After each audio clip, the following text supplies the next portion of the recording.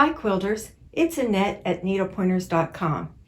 As you know, buying quality fabric from a quilt shop can be costly.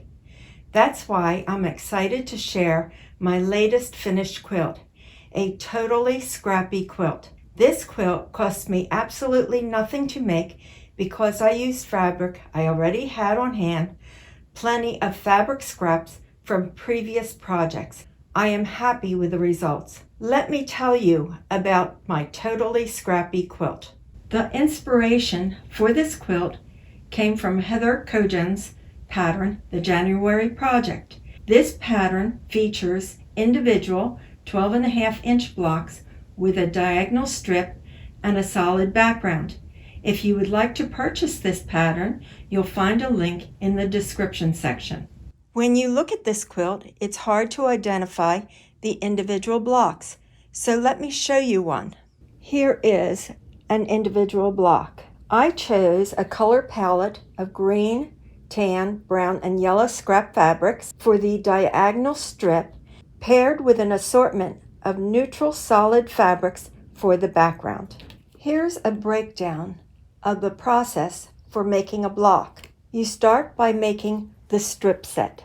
The pattern instructions tell you to cut fabric strips at least 7 inches wide into a column that is at least 19 inches long. Once sewn, the fabric strips are trimmed to exactly 6 inches wide. Next, a background block is prepared. I pieced together neutral solid fabrics. As you can see, there's many fabrics in here that I stitched together, and trimmed them into a square as per the pattern instructions. The square was then cut in half diagonally, creating 2 triangles. Here you see, these are the triangles. And these triangles were sewn on either side of the strip set, and a 12.5-inch square ruler was used to create a 12.5-inch square per the instructions for the block. The original pattern calls for 36 blocks, 6 blocks wide and 6 blocks long, to create a finished quilt of 72 inches by 72 inches. However, I wanted a larger quilt, so I made 42 blocks and arranged them 6 blocks wide by 7 blocks long.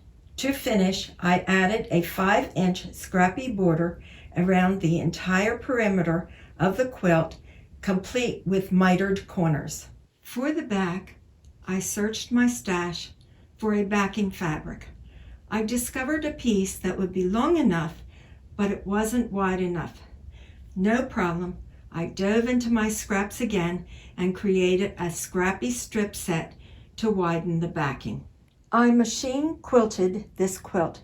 After preparing the quilt sandwich, I used straight line quilting and also practiced free motion machine quilting. For the binding, I used leftover fabric from another project, tying the quilt together beautifully without the need to purchase any fabric. And the little scraps of fabric that you see are all that I had left after making the binding. The mix of colors has really brought this quilt to life, and I made this ultimate scrap quilt without spending a dime. Even though this is a large quilt made entirely of scraps, I still have a lot of scraps left. So I guess I'm going to have to make another quilt, maybe not this pattern, but another pattern.